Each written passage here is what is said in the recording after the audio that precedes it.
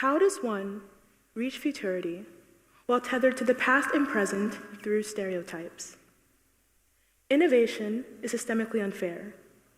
Success and innovation work hand in hand. It is not as simple as creating life-changing solutions as it is having the privilege and capital for these ideas to reach mass consciousness.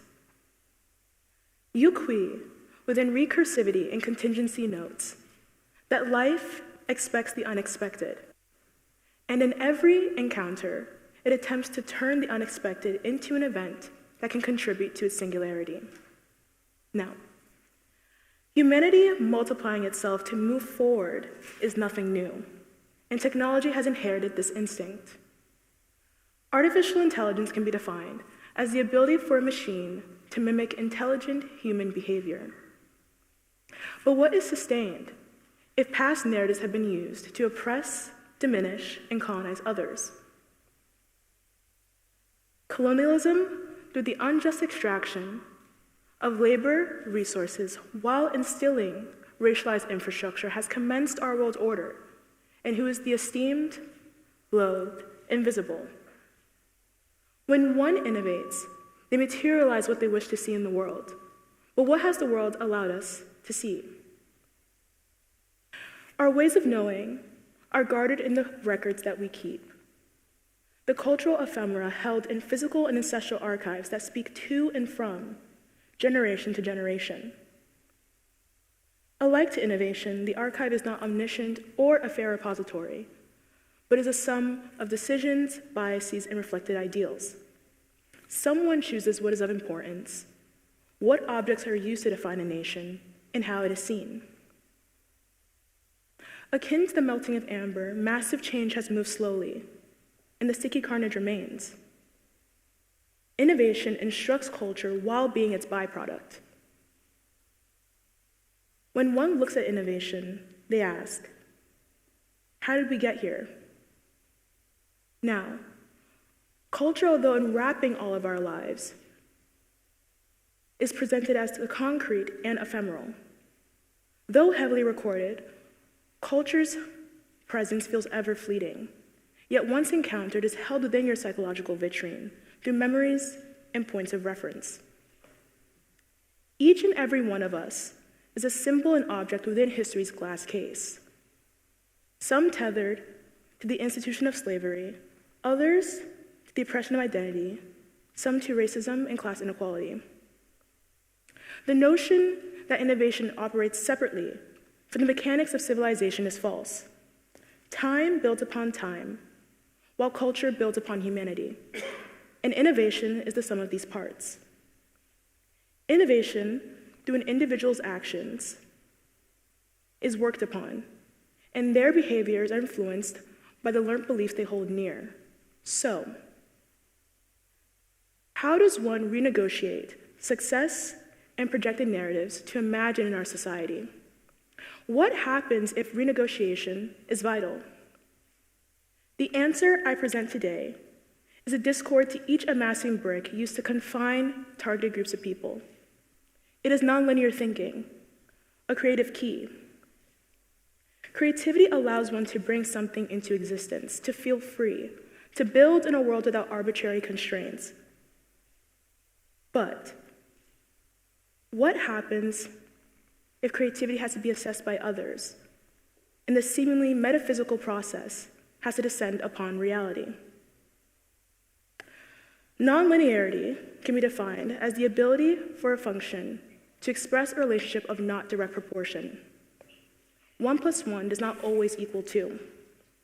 This negation of the expected reigns imperative in a world that rapidly hurls forward, but through channels that multiply the past. However, one can engage in this way of being through openly feeling and observing. In our world, there is a decrease in the importance of individualized experience and empirical evidence. For every query, there is a prescribed answer in seconds. For every new project, someone has seemingly done it before and created a patent process for success. So why try? One should try because there is so much to life that cannot be rigidly explained. There's so much knowledge and experience that cannot be rendered to a link within an internet search page. Yes, for innovation or creativity to be shared, to be spread, we must facilitate this, but these findings can be greatly enhanced through the addition of one's own life experience. Because how else can anything be made in our modern world that's new? What is remarkable are the individuals who manage to push against cultural precedent through entertaining every notion of existence. Christina Sharp, within Ordinary Notes, assembles strings of archival knowledge, from doctoral research to memoristic vignettes, not just for show, but perhaps for the immense healing that it brings. The relief in looking at the world and it looking back at you, a deep intimacy for the place which you are affixed. Compoundingly, Amber Jamila Musser innovates upon Jacques Lacan's concept of jouissance, a state of rapture within the beyond, a place where sensation and order is no longer palpable, focusing on moments when thing, other, and object converge to form selfhood. Within these bodies of work, both scholars expand upon what is in front of them, but through relating to themselves, the foundation of innovation. Both Musser and Sharp look at the tools in front of them, but note through the reality that these tools have created what serves them and what does not, ushering the production of something new. When we look at innovation, how many times do we ask ourselves how it doesn't work for us? Selfhood is the potent source of one's innovative trajectory, and nonlinear thinking allows one to negate the constructs of language, biases, and enforced histories. One can rewrite and hold their legacy, although the world around them may not fully support that. In my life, I've had to inquire how to move forward in such a codified body, an existence rendered as concept. If innovation truly equates progress, then I must not depend on systems that resist me, but create supportive communities for all. In my exposure to these works of scholarship, observing, and experience, my worldview has been tilted off its prescribed axis into a space of potential. And everyone else can too. When we look at innovation, we always see the end result, or, the glitzy reveal. But we never see the amalgam of individuals who come together to create such a product, and how each and every one of them had to find themselves in order to get there. Some of the best innovative technologies have been made through a group of individuals.